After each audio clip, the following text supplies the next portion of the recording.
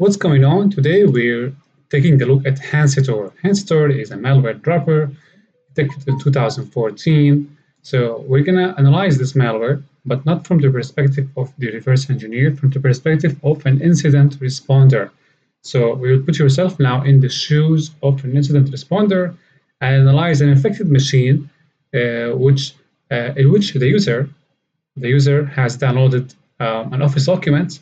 The Office document contained Hacintor, the user has infected their machine, and you are tasked with detailing and outline how the incident happened, analyzing the indicator of compromise, and reporting the incident. So this is what we're going to do today, Hacintor malware. Now, the Hacintor malware is a kind of malware that is delivered through phishing campaigns. As you can see here, Hacintor, sometimes called Turtle and Janitor, is a loader designed to install other malware on the victim's PCs. See here, it is not considered dangerous unless you are using Windows 7 or earlier versions of Windows, but uh, this is not the trick here. We're interested in analyzing how the incident happened. So as you can see here, on top of that, being distributed in email spam campaigns. In a lot of cases, emails do not even reach their targets. Okay, so let's take a look at that. See an infected PC, how it got infected with this malware, and take a look at the Word document that contained this Trojan horse. So we're switching now to the virtual machine. You can download a sample Pcap file from malware traffic analysis. After you download the Pcap file, you will be able to analyze the traffic or the traffic capture that contains the incident. So switching back to Wireshark. Okay, so you are, as an incident responder, given the traffic capture.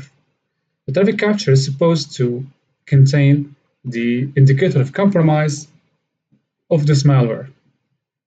So you're required to find out which computer got infected, what's the infection vector, how the infection happened, the indicator of compromise, and the source code of the malware.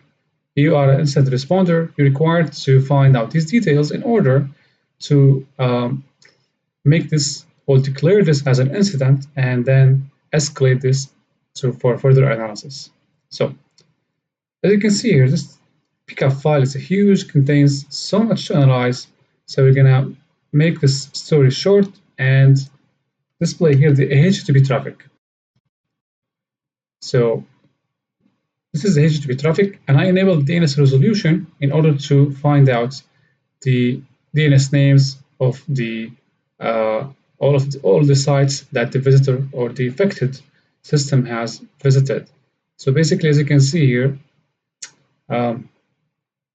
these are normal. If we go down, we spot a GET request. The GET request has origined from desktop mj.ascolimited.com, which is the company that has hired you to do the investigation. And the request went to this domain, and the request is getRequest/uninviting.php.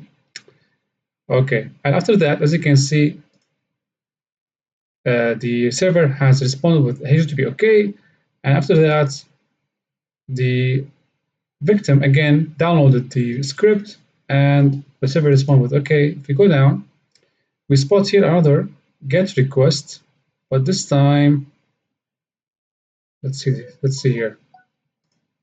So we have this domain, this is post request. So basically, before we analyze the post and GET request, it's better to filter first the GET request, so we paint a picture of how the infection got to the victim machine. So here we use the filter HTTP request method get. Let's see here. The first GET request, as you can see, went to this domain to get the script, PHP script here. And after that, we have other GET request to this address. We're going to reveal the IP address after that. And after that, we have multiple, as you can see, HTTP GET requests to this domain, right? And from this domain, we have another GET request to download an executable file. So in order to analyze these, we have to export these objects. So we go to File and Export HTTP. So we've got many things to export, right? So it's better to export only first. Let's analyze first the first infection vector, which is the uninviting.php. So we filter here, type uninviting. As you can see, we have two because the victim has visited the site 2 times. So we have the first one, 74 bytes, the next one 197. But the interesting fact is, as you can see, the content type is HTML, while the file is .php. So it means that there is a page that the visitor or the victim has visited first before executing or getting the script. So what we can do here, we can save this. After we save this, as you can see, we type something like temp.html in order to see the full content or full HTML content to be able to analyze what the page looked like and how the infection got to the victim machine. So I already did that. As you can see, this is the temp file, and this is the rest of the files. Never mind of these. So this is the only one. Cancel X, and then I can go back to the editor.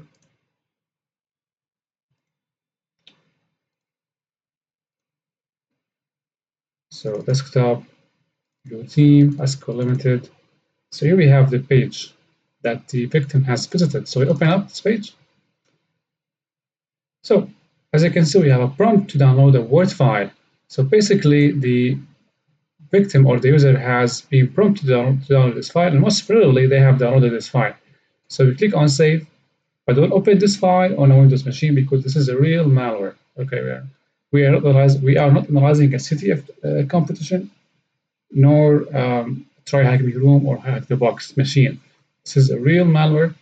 Be careful when you execute this file. So download this file to my machine, okay, and then I will analyze this file. I want to see how the further HTTP GET requests. As you can see, I have many GET requests after the first original one. So multiple addresses. I have this domain, and I have this one, and of course we have other IP addresses. So I want to know how these requests got executed in the first place. So let me minimize Wireshark. So previously we have detailed how to analyze Word documents that may contain, or we are suspicious that they contain embedded code. But this time we're going to use a different tool to display the whole VBA code in the malicious Word document. So I'm using, let's just, I think I made a mistake here.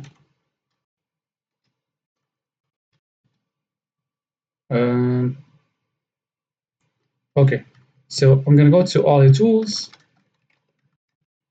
In all the tools, go to all the tools again, and from here I'm going to execute Olevba VBA. Olevba VBA is a Python script that you can use to display the VBA code of a Word document. I'm going to put the link of the full Git repository of this tool so you can download it and practice it. So how to use this tool? So we're going to do sudo Python 3, the name of the script, and specify the path of the Word file, --reveal to reveal all of the source code, and -t to decode any obfuscated strings. I'm going to hit enter. So let's go up. So this is the full VBA code. So as an instant responder, you don't have time to go through every single line. You have to just go over the code, understand how it works, and then put that in the report. So let's go and see here. So we have functions called hey, and then we have, let's go down.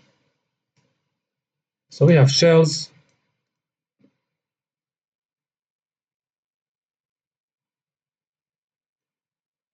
create object, scripting file, just an object. All right, let's go down. And here we have another function. Check on the AFS, which is, all right, never mind, let's go down. So we're trying to look for something that explains how the script works in a simple words. So we go down, and this is as you can see here, the summary of how the tool works, or how the VBA script works. So basically, as you can see, once a document is opened, you enable the macros, and then there are many functions or methods that have been called: shell execute, shell do, that supposedly execute system commands. And then we have calling it DLLs, and we have hex strings. As you can see, they are encoded, so we use the -d option to decode everything. So once we decode the VBA string, as you can see, we have files that are dropped in the temp directory. These files are the files supposedly responsible for the callbacks in the Wireshark or the wire capture or the Pcap capture. So first, the victim has downloaded the Word document, and out of the blue, after downloading the Word document, a series of multiple GET requests have traveled from the victim machine to these addresses, requesting different files, exe files, bin, binary files, whatsoever. So if you go down, the explanation for this GET request is these DLL and temporary files dropped into the temp folder.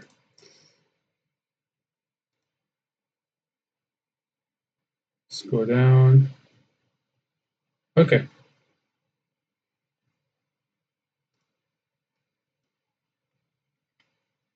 As you can see, these are the files. All right, now I have painted somewhat a picture about how the Word document, or what the Word document does. So simply the Word document, once downloaded and opened, it just executes system commands to download further files from the internet. So it is classified as a malware dropper. Let's go back. The first indicator of compromise we have here is this domain. This is the first domain from which the Word document is downloaded. Now the next one, indicator of compromise, is this domain. As you can see, further files are being downloaded from this domain, including the executable file. If we go down,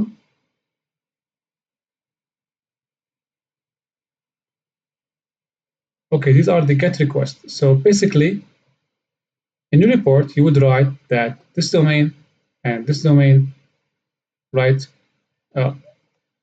used in the delivery process of the malware. Now, if you want to see the command and control, how where or which addresses the malware is dropping the exfiltration or the stolen data. So we type post. You see here the malware, as you can see, is communicating with this domain and this IP address to post further data. As you can see, submit, and I've submit, and a forum here of PHP. All of these communicate with this domain and this IP address. So basically, you can say that these are controlled or relate to the command and control sender. And in the GET request, you can just outline the addresses or indicator of compromise that delivered the infection. All right. Now, after you have analyzed the Pcap file and you have painted a picture of how the attack happened, what are the indicator of compromise, what are the addresses of the command and control server senders, you want to know now. And after you have analyzed the Word file, Word documents, you want to know now we want to conduct a dynamic analysis on the Word file. So in order to do that, we want to open the file, the Word document, and see what are the processes created when the file is opened. So In order to do that, I'm using any run to simulate the experience. So what we can do here, we can go to any run, and there is an already report about this malware. We can just open it, or we can just use another instance and download it, upload it. Log in.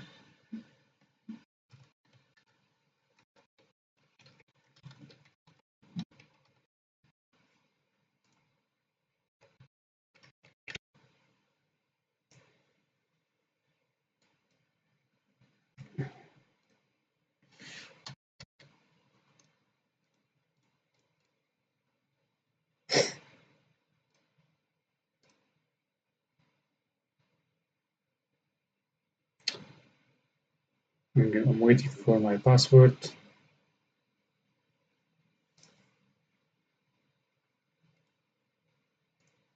So,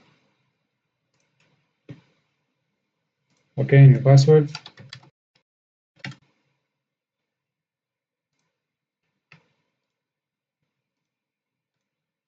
So, new task. Oh, I just need to sign in now from my Kali machine just to be able to upload the file.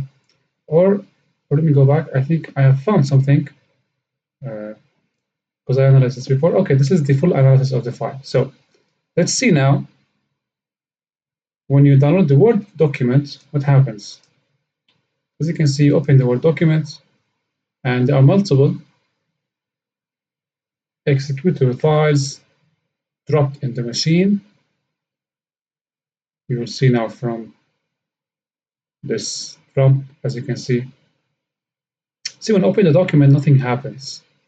But in recent versions of Word, you'll be prompted to enable the macros or the contents. So once you enable the content, these droppers will be transferred to your machine. So if you look now at the HTTP requests, as you can see here,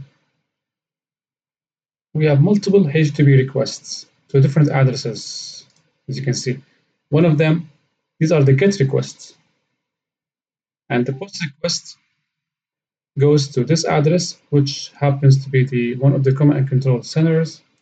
And on the right, we can see the process is created once you open the document. So you have one process here, one word, another process, and all of them are executables, right? So if you click on the first one, for example, you'll see the path. And here, more information about this, more info. Let's see here. So this is the analysis of the file dropper that the Word document has, stored on the machine, and the analysis says it's malicious. Modified files. We can see also all the files that the executable file changed. Connections, Skype, Microsoft.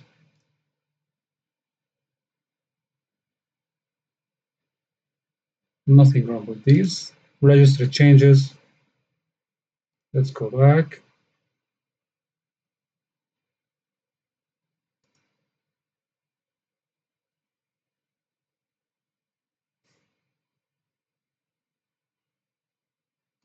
Connections, threats.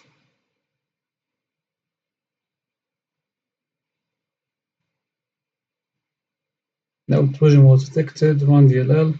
As you can see, it's using a legitimate application in Windows, run DLL.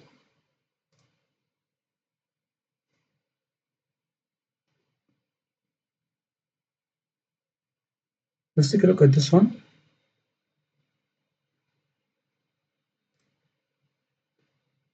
There is no modified files, of course, because this file or this application, what it does, it actually communicates with these addresses to retrieve further malwares from there.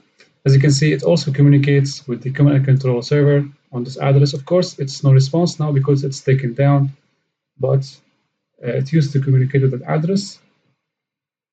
Indication of compromise. Anyway, so This is the behavior of the Word file, basically. So it's a pure dropper. Okay, you open the Word file, it drops other executables, and then the infection happens.